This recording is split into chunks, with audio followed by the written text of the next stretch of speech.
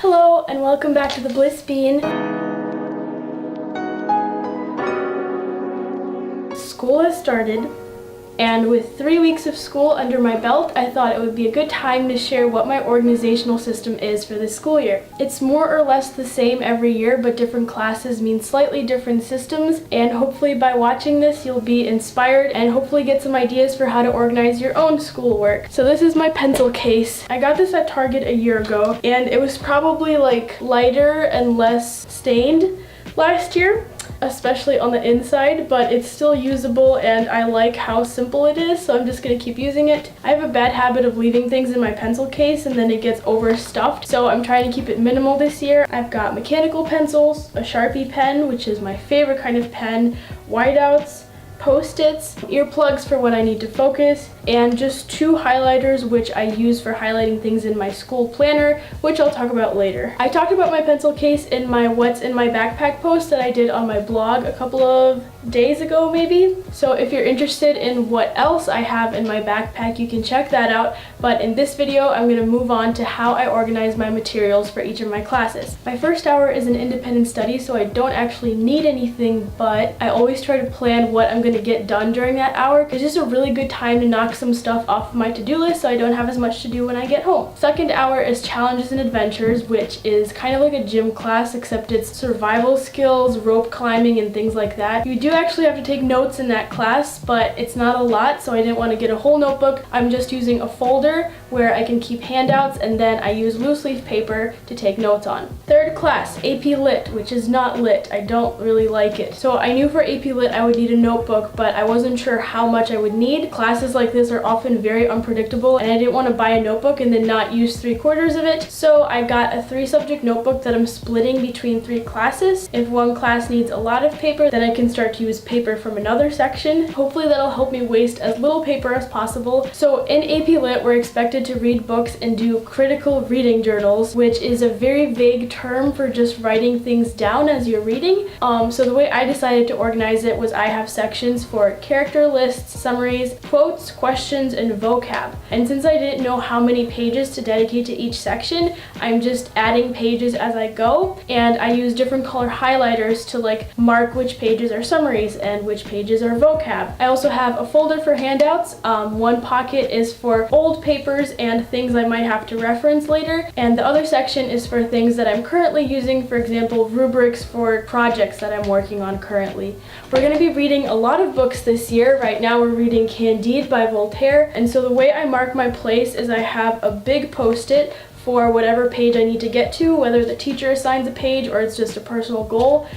And then I have a smaller post-it to mark where I actually am. Okay, next is anatomy and physiology, which I have a big binder for. So I have a bunch of color tabs for each of the units that we're going to be doing throughout the year, and I just stick all of my notes and handouts and coloring sheets and return quizzes, everything in there. And since this is very much a memorization class, I also keep flashcards in the side pockets. Obviously they're not all going to fit in there, so once I'm done with that unit, I'm going to move those flashcards into like this plastic flashcard holder that I have. But in my binder, I'll keep whichever ones I'm currently studying so that I always have them at hand. Fifth hour is personal finance, which I'm again using that 3-subject notebook for. I have a feeling personal finance won't be a very notes heavy class, so I'm guessing that the English work will start to creep into the personal finance section. And then I just have a small folder for handouts. Finally, we get to my favorite class, which is 6-hour video 2. It's primarily a digital class, so you don't need a lot of materials, but I do like to plan things out on paper, so I'm using another one of the sections from my 3-subject notebook to like take notes on assignments and plan out my videos, brainstorm ideas. And if we get any handouts, which we don't really, there's like those pocket folders in between the sections, so I can just stick some sheets in there. Last class is AP Psych, which is one of the only classes I have where the teacher actually has like an expectation for how you organize things. And I actually just realized that she has my binder right now because she's checking notes over the weekend, but I can tell you about what it looks like. So basically it's divided into sections for each unit, and I have class notes, book notes, and then handouts. And then I put vocab flashcards in the pockets,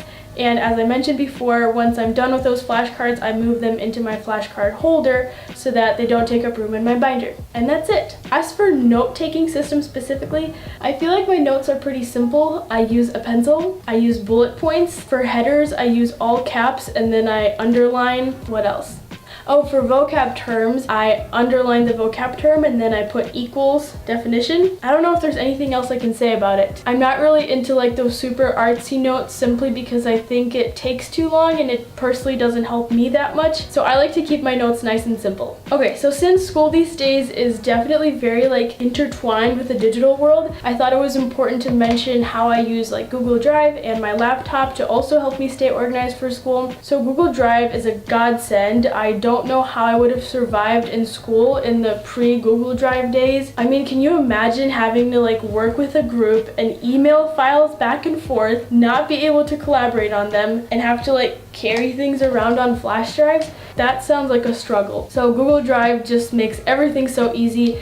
Basically, I have a folder for each school year, and I make sure that that is shared with my school email account. So whether I'm working on my personal or my school Gmail, I can still have access to all the school documents that I have. So inside the folder for each school year, I have a folder for each class, and then in there I just put all the assignments that I work on. And if it's a big project that requires a bunch of different documents, then I just make a folder within the class folder. It's pretty simple. So Google Drive is where I keep most of my digital things, but occasionally there's like a project where maybe I have to save a bunch of images or I have to make a video and I don't really want to take up space on my Google Drive. It's just clumsy also, so I just use folders on my laptop for that. The organizational structure goes like this. So I have my documents folder, then I have one called school, then the school year, the class, the project, and then all the files are saved in there. Now I get to talk about planners. Okay, this year I've switched to digital planning, but even back when I had my paper planner, I still like to keep my schoolwork and everything else separate. And this is one of the things that I talked about in my study tips video. I think it really helps to be able to have lots of space to write down assignments and details of the assignments and be able to not clutter up everything else that's going on in your life. So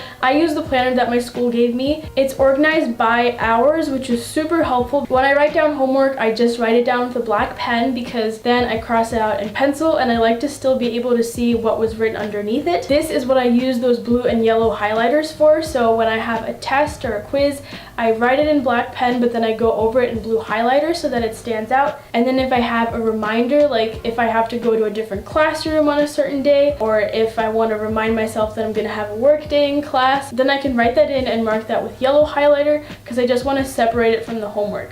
Okay, and then I thought it would be useful to mention like what productivity guidelines I follow for school. School can easily like take over your life basically if you let it, but if you really work efficiently and you manage your time well and you don't do more than what is required, you can really minimize the amount of time that you spend doing schoolwork without sacrificing your grades. So one of the guidelines that really helps me is not doing homework Friday to Sunday. This is something that I started doing at the end of last year, and I've been doing it this year as well, and I plan to do it for the rest of the year. Basically, I just try really hard Monday through Thursday to get all of my homework done so that Friday to Sunday I don't have to think about it. I can focus on blogging and extracurriculars and actually like relaxing and spending time with my family and things like that. So I don't know if it's just a personal thing, but I think it's super helpful to separate your time out and like block out Friday to Sunday for non-school things and then dedicate Monday through Thursday for school things. I think it helps me get things done faster, and I think it also just helps me like think more clearly because I don't have to juggle a bunch of different things at the same time.